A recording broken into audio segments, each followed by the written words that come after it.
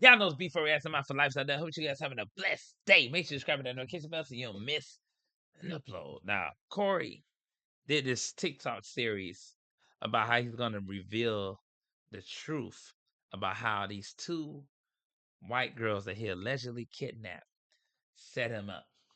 But all the while, it seems like he's just further and further implementing himself.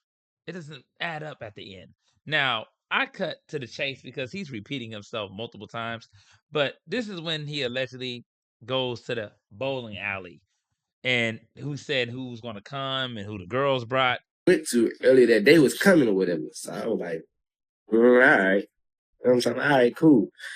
And I had two of my bros coming too. You feel me? Because like, So the gym that him and the girls worked out at, they knew the owner. So the owner was going to come to the bowling alley as well. And he had two of his bros coming anyway. So he felt like, hey, it can just be like a little nice little bowling party, right? they was hanging out with me or whatever. So now they came a little bit later, but they got there like as like probably like 20 minutes after we been there.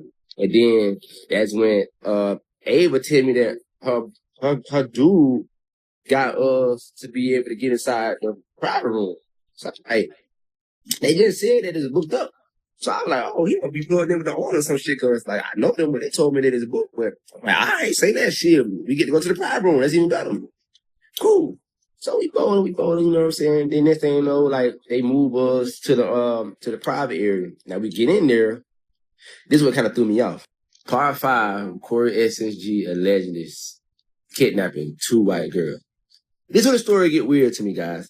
So now as we get into this private room at the bowling alley, it's like it ain't that big, like 1, 2, 3, 4, 5, 6. It's 6 lanes, but you know they got one lane, 2 on each side of 2, 4, 6.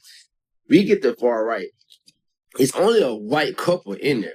This old white man, this old white lady, you know, they in the middle lane, they bowling, you know, having a little, I'm saying, dim time or whatever I would say. And we kind of noticed that a lot of the strippers from the club that, you know, affiliated with the mob ties and whatever, they were there. So, like, what the fuck they doing here? It's kind of weird.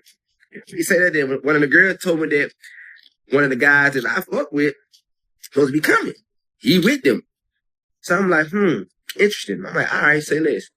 So we both, we just minding our business. So when he says one of the girls told him, he's talking about one of the girls, out of the 2 white girls told him, or somebody else told him this shit because he didn't say that. But I still don't see where it's relevant to you being set up or the girl setting you up because one of the girls had a boyfriend or a situationship that works at the bowling alley that she was able to get into this private area. And then when you're in the private area, you see strippers that's affiliated with mob ties. I thought it was only a white man and a white woman that was a couple in the room. So that means she went right back out of the private area to see who was in the bowling alley. And then you noticed that there were strippers there that was affiliated with the group that you used to be affiliated with. It's like, come on, then you saying that one of the girls told you that one of the guys that you know that's affiliated with that group is going to be coming there. And then that's, you know, he walk in, the nigga that I fuck with walk in, right? His energy was very weird. He didn't even say that to me, but like, I was bowling. I just wanted to see he gonna say it to me. He didn't say that to me. So then that they know, he introduced himself to the other nigga. Then he walked over to the other side. So soon I bowled, I walked down because the bathroom right there. So I looked at him, I said, hey, called out, I said, come here. So we walk in the bathroom. I tell him, come here to the bathroom. So I question him, like, bro, what's up? Like, what going on? Like, why the energy so weird? So he telling me, oh man, you know, when things happen and stuff, man, I just kind of like remove myself. So he acting kind of weird. Long story short. But as a brother, you feel me, as a real nigga, like I'd rather to talk to him face to face to kind of address what's the issue with, because like I could see the energy, I can feel it, like it's weird. So boom. The only thing weird is you. At the end of the day, he didn't want to be affiliated with you because you're accused of setting that car on fire. So he was like, hell nah. I don't want to, be in the midst of it. because between you and that Carmen shit and the manager, he don't want no involvement. It's not him acting weird like he was trying to set you up. To me, there's still really no angle to this story that's proving that the two girls were involved yet. It's like nothing there. We leave it alone. We walk out. We start bowling. So now as we bowling, you feel me? We just like bowling. He got the music playing. So I'm just kind of like, just talking to him from my land and stuff like that. But I can tell his energy is very off, very off. Now my bros tell me that they noticed that Ava and her friend was acting weird, like talking amongst themselves and stuff like that. Now mind y'all, like bro, Corey just in him. I'm in my zone, I'm in vibe, I'm just old, I'm just having fun. I ain't gonna hold dead ass. But my bro was the one that really kind of peaked when they was acting weird. But I'm thinking, I'm like, bro, ain't know what's going on, bro. It ain't cool. Like, you feel like you just vibing type shit. Blah. But when my bros heard something about the mob tie nigga come, they kind of like get alerted. You feel me? So, Ava. Spoons, they're out. Panera's new. Let me just see, man. This is just, I'll tell you. That's, They start acting weird, acting like that my bros are tripping. But I'm trying to figure out what the fuck going on. Like, hey, they're talking amongst themselves because number one, they just really met you and they're out in an environment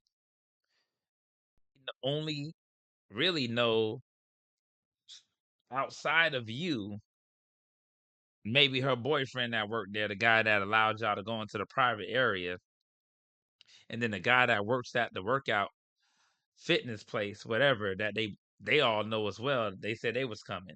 They probably just in their own zone, just like you was in your own zone. It doesn't mean that they was trying to set you up. You got nervous because in the back of your head, you know exactly what you did, and you think people are after you because you probably did allegedly set that car on fire. You know what I'm saying? ain't that going on? Like, what the problem is? So, now, my bros, the people going on, they didn't realize that my bros, the people going on. Now they trying to make my bros leave. That's what they tell me. They tell me to tell them that they acting weird, they need to go. So I'm like, it's not that serious. As I'm gonna show y'all. Okay, now here we go with parts of Corey SLG allegedly kidnapping two white girls. So I get a phone call, right, from somebody. And he tell me that somebody inside of the mob ties that's affiliated with my ex-manager, because her car got set on fire and they tried to accuse me for this. So he tell me that he finna come up to the bowling alley. So I tell him to put me on thread with him. You feel what I'm saying? Like, what's the problem? I could talk to this dude. Like, I ain't, I ain't got nothing to do with that. Like, I'm a man, so like, we ain't gotta do none of the confusing shit. That talk like men. So he put him on the phone, blah. You feel what I'm saying? And so now I'm chopping it up with him. You feel me? And I'm trying to figure out like what the problem is. So he telling me that he could come up there. I'm like, we can talk it out, bro. You feel me? Like we can come to the conclusion to see what the problem is, like what y'all got with me or whatever. And he was acting kind of weird on the phone. So now, Buddy tell me like, he like, man, Everybody acting weird but him. Everybody acting weird but him. Like you hear what he keeps saying the same shit over and over again. Oh yeah, the girls acting weird because they was talking in the corner to themselves.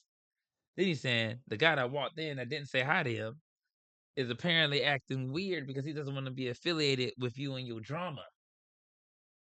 And then you saw strippers that was affiliated with the mob ties. They acting weird because they just strippers and they just weird. Everybody's weird. man, look, Buddy if come up there, he ain't coming by himself. Coming with some guys. Like, man, y'all ain't got nothing to talk about. They finna try to split you up some money or something. So I'm like, man, ain't got nothing to do with that shit, bro. Like, I ain't scared. I could talk to him face to face.